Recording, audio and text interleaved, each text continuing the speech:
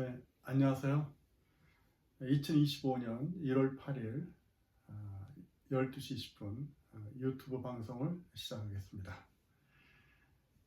오늘은 지난번에 이어서 이 PC 작용화 문제, 서구 언론과 한국 언론이 PC 문화에 물들어 있다는 주제로 이것이 이제 두 번째 유튜브가 되겠습니다. 오늘 제목은 PC 작용화 이념에 사로잡힌 미국의 주류 언론, 자유 언론의 종말인가? 라는 제목으로 제가 또 쓴 컬럼을 읽으면서 오늘날 이 언론의 문제가 무엇인지, 왜 이 언론이 이렇게 작용화되어 있는지, 또 이 PC, 정치적 올바름, 문화라는 것이 무엇인지, 이런 것들을 이제 함께 한번 탐색해보는 그러한 시간이 되겠습니다. 미국의 주류 언론은 한때 민주주의 수호자이자 진실을 알리는 등불로 불린 적이 있었다. 그러나 오늘날 이들 언론은 정치적 올바름, 즉 PC 문화의 포로가 되었다. 진실 보도와 공정성은 사라졌고 그 자리에 특정 이념의 선전과 편향적 보도가 차지했다. 이는 자유 언론이라는 미국 민주주의 토대를 위협하는 심각한 문제가 아닐 수 없다. 자, 작용화된 언론의 탄생, 어떻게 진실을 왜곡하는가? 미국의 주류 언론에 작용하는 단순한 시대적 흐름이 아니다. 이는 의도적이고 체계적인 변화의 결과이다. 좌파 편향의 교수진과 필진으로 대학과 언론계는 진보적 가치를 절대적인 진리인 양 여기는 좌익 이념의 요람이 되었고, 좌파적 세계관이 언론의 논조를 지배하게 되었다. 뉴욕타임스, 워싱턴 포스트와 같은 주류 언론은 더 이상 객관적 사실을 보도하지 않는다. 대신 이들은 기후변화, 성소수자 권리, 인종 문제와 같은 주제에서 좌파적 입장을 대변하고 있다. 반대 의견을 가진 사람은 즉각 혐오 혹은 무지 한자로 낙인 찍히며 공정하고 균형 잡힌 토론의 장은 언론에서 완전히 사라졌다. 특히 도널드 트럼프 전 대통령에 대한 미 주류 언론의 테러에 가까운 집단적 공격은 그들의 좌파 편향성을 여신히 드러내었다. 트럼프의 정책이, 이건 제1기 트럼프입니다. 제1기 트럼프의 정책이 아무리 성공적이었다 해도 그들은 이를 왜곡하거나 무시하며 오직 비난을 퍼부었다. 언론의 이러한 편향적 태도는 독자들에게 진실 대신 PC 이념적 메시지만을 주입하였다. PC 문화와 자기검열의 문제입니다. 언론의 자유는 끝났는가? 정치적 올바름은 오늘날 미국 언론의 가장 큰 독이 되었다. PC 문화는 진실을 말하는 대신 특정 집단을 보호하고 논란을 회피하도록 강요한다. 예컨대 범죄 통계나 이민 문제와 같은 주제는 사실을 보도하기보다는 PC 이념에 맞춰 각색되어 보도된다. 언론 내부의 자기 검열도 심각한 수준이다. 기자들은 좌파적 시각에서 벗어나면 실직을 감수해야 할 정도이다. 보수적 견해를 가진 기자들은 해고되거나 언론계에서 퇴출되는 일이 빈번했다. 이 같은 억압적 분위기는 언론 전체를 하나의 거대한 좌파 이념의 산실 또는 가짜뉴스 공장으로 전락시키고 있다. 이 말은 한국의 주류 언론인 조중동, 또 그 주변의 좌파 언론인 등등의 언론에게 그대로 적용되는 말입니다. 다시 그 부분을 읽어보겠습니다. 기자들은 좌파적 시각에서 벗어나면 실직을 감수해야 한다. 보수적 견해를 가진 기자들은 해고되거나 언론계에서 퇴출되는 일이 빈번했다. 이 같은 억압적 분위기는 언론 전체를 하나의 거대한 이념의 산실 또는 가짜뉴스 공장으로 전락시키고 있다. 이게 오늘날 미국과 한국의 주류 언론의 현실이라는 것입니다. 좌경화의 배후, 거기에는 빅테크가 있습니다. 빅테크와 언론의 동맹. 주류 언론의 좌경화는 빅테크 기업의 영향력과도 무관하지 않다. 구글, 메타, 트위터 같은 거대 테크 기업들은 진보적 가치와 PC 문화를 강력히 지지하며 언론과 공생관계를 형성해 왔다. 이러한 동맹은 정보를 통제하고 특정 알고리즘으로 보수적 목소리를 원천적으로 억압하는 결과를 낳았다. 보수 성향의 기사나 의견은 검색 결과에서 처음부터 제외되거나 소셜미디어 플랫폼에서 자동 검열되고 있다. 이거는 구글을 좀 검색해보고 사용하신 분들은 충분히 느낄 수 있는 겁니다. 좌파 편향적 알고리즘이 이 검색기에 깔려 있다는 것을 느낄 수가 있어요. 자, 언론과 빅테크는 이념적으로 결탁하여 미국 국민의 정보를 이건 한국 국민으로 바꿔도 됩니다. 일방적으로 통제하여 대중의 의식을 좌경화시키고 있다.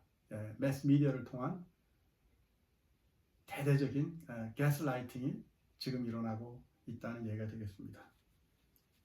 자, 이렇게 좌경화된 언론의 결과는 무엇일까요? 이거는 사회를 분열시키고 불신 사회를 만드는 결과를 가지고 옵니다.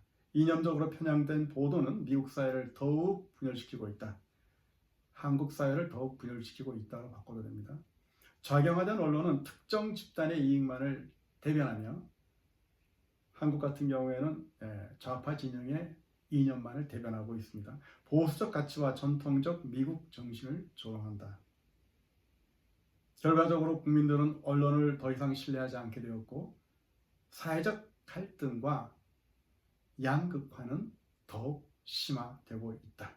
정확하게 한국 사회에서 지금 일어나고 있는 모습이 되겠습니다. 자, 대안을 제시해 보겠습니다. 미국 언론이 본래의 역할을 회복하기 위해서는 다음과 같은 변화가 필요하다. 미국 언론은 한국 언론으로 바꿔도 됩니다. 1. 객관적 보도 강화. 언론은 특정 이념의 정치적 도구가 아닌 진실을 전하는 매체로 돌아가야 한다. 2. 좌우 균형 보장. 다양한 관점을 반영해 국민들에게 공정한 정보를 제공해야 한다. 영어에서 informed decision이라는 말이 있어요. informed라는 거는 주어진 상황에서 내가 알 수 있는 모든 정보를 알고 나서 그 다음에 스스로 그 정보에 기초하여 판단해야 된다는 것입니다. 이 informed decision이 이 한국 사회에서는 심각하게 결여되어 있다고 봅니다. 그래서 informed decision이 아니라 biased decision이 되고 있죠. 이미 주류 언론에 의해서 형성된 어떤 편견과 편향성에 따라 사람들은 사고하고 말하고 또 어떠한 정치적 행동을 하게 되는 겁니다. 3. 독자의 비판적 태도. 이게 굉장히 중요한 겁니다. 이 비판적 태도. 국민은 언론의 편향성을 인식하고 이렇게 PC 문화의 포로가 된 미국 혹은 한국의 주류 언론의 편향성을 인지하고 주어진 정보를 그대로 무비판적으로 받아들이는 것이 아니라 그 정보를 스스로 분석할 수 있는 노력을 기울여야 하고 그 힘을 길러야 한다. 이 부분이 저는 제일 중요하다고 봅니다. 요즘 뉴스가 전달되는 통로는 신문 매체는 더 이상 아니라고 봅니다. 요즘 인터넷 신문을 꼼꼼히 읽는 사람이 몇이나 되겠습니까? 주로 TV나 유튜브 영상을 통해서 뉴스를 접하거나 정보를 제공받는 경우가 대부분이라고 생각되는데 이 뉴스 큰 매체에서 보도하고 있는 이 뉴스는 저거는 저렇게 큰 매체에서 공영방송에서 보도하는 내용이니까 그거는 당연히 그 뉴스의 공정성과 객관성이 보장되고 있다 이렇게 생각하면서 받아들입니다. 그리고 무비판적으로 그 자신도 모르게 하루 종일 그런 편향적인 뉴스에 접하다 보면 무의식적으로 거기에 동화되고 그 의견을 따라가게 됩니다. 이것이 바로 대중 여론 조작 현상이라는 거죠. 그러니까 TV에서 주어지는 혹은 그런 그 유튜브를 통해서 주어지는 그러한 뉴스에 대해서 비판적으로 분석하고 또 자기 스스로 판단할 수 있는 힘을 기르는 그러한 시민들이 혹은 국민들이 많아져야 되겠다는 말씀이 되겠습니다. 오늘날 주류 언론은 좌경화된 이념에 사로잡혀 민주주의의 근본을 훼손하고 있다. 이거 왜 이 말을 하느냐? 민주주의의 근본이 훼손되기 때문입니다. 네, 민주주의의 근본이 훼손되면은요, 그 다음 단계는 뭐가 되겠습니까? 전체주의입니다. 민주주의의 반대는 뭐 공산주의라고도 얘기할 수 있겠지만 전체주의 사회입니다. 전체주의 사회. 예. 공산주의 이념을 가지고 있는 전체주의 사회가 될 수도 있고요. 자본주의 이념을 가지고 있는 전체주의 사회가 될 수도 있습니다. 예. 이 경우에 한국의 경우에는 공산주의 이념을 가지고 있는 전체주의 사회로 바로 전환됩니다. 예. 지금 중국 공산당 일당 독재 하에 일사불란하게 전체 국민을 디지털 감시로 통제하고 있는 그런 사회로 들어갑니다. 말 한마디, 표정 하나도 다 읽어내고 그 반동 분자를 적발해서 처벌하거나 불이익을 가할 수 있는 사회가 오늘날 중국 공산당 전체주의 사회이죠. 아직 한국은 그 단계까지 가지 않았지만 이대로 그냥 간다면 머지않아 중국 공산당과 같은 일당 독재 전체주의 사회, 조지 오웰이 1984년에서 자세하게 그렸던 그러한 오세아니아와 같은 그러한 디지털 감시하에 놓여 있고 통제하에 놓여 있고 이러한 그 주류 매체에 의해서 대중들의 말과 행동뿐만이 아니라 그 의식과 감정까지 통제되고 조정될 수 있는 그러한 무시무시한 전체주의 사회로 넘어가는 것은 단순간에 넘어갈 수가 있습니다. 미국의 보수 우파는 한국의 보수 우파로 바꿔도 되겠습니다. 이를 강력히 비판하며 언론의 자유와 균형을 회복하기 위한 투쟁을 이어가야겠다. 투쟁이 필요합니다. 저항과 투쟁이 필요하다는 거죠. 이것은 단지 언론의 문제가 아니라 미국 또는 한국의 자유민주주의 미래를 위한 싸움이다. 저항이다. 투쟁이다. 너무나도 중요한 거기 때문에 사람의 생각과 그 의식과 감정 혹은 지정의를 이 언론 매체가 조작하고 통제하고 원하는 방향으로 끌고 갈 수 있다는 것을 저희들이 분명하게 인지하고 있어야 됩니다. 저는 하루 종일 TV를 켜놓고 있는 교민사회 가정을 많이 방문해 본 적이 있습니다. 그 편향적인 뉴스와 보도 기사를 하루 종일 접한 결과는 무엇이겠습니까? 무비판적 사고, 맹목적 추종, 전체주의 사회로 가는 그 길목에는 대형 스크린이 놓여 있습니다.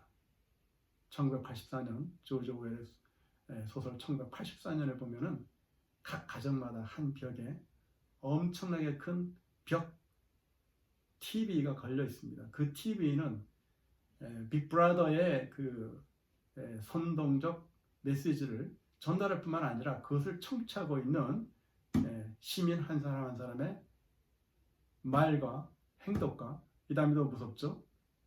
사고까지 심지어는 감정까지 지배하고 있는 사회였습니다. 한국 사회가 바로 이런 전체주의 사회로 갈 것이냐 자유민주주의 사회로 갈 것이냐 이 기로에 현재 놓여 있다고 생각합니다. 판단은 여러분이 하셔야 된다고 봅니다. 판단은 저 자신과 여러분 각자에게 달려 있습니다. 이런 엄청난 이 변혁의 시대에, 변화의 시대에, 혁명의 시대에 정말 한 사람 한 사람이 비판적 사고를 가지고 언론 매체에서 주어지는 것을 아무 생각 없이 그대로 받아먹는 필연적인 백성, 뭐라고 하나요? 다른 말로.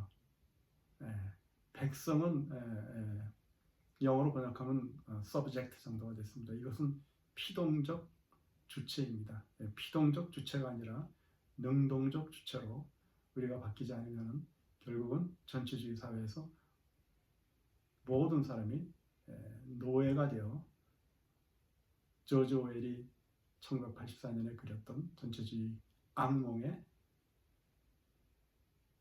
전체주의 악몽이 꿈이 아니라 현실이 되는 그런 상황을 맞이해야 된다는 얘기가 되겠습니다. 오늘 영상은 이것으로 마치겠습니다. 또 다음 영상에서 구독자 여러분 다시 뵙겠습니다. 지금까지 시청해 주시면 감사드립니다. 좋은 하루 되시길 바랍니다. 안녕히 계십시오.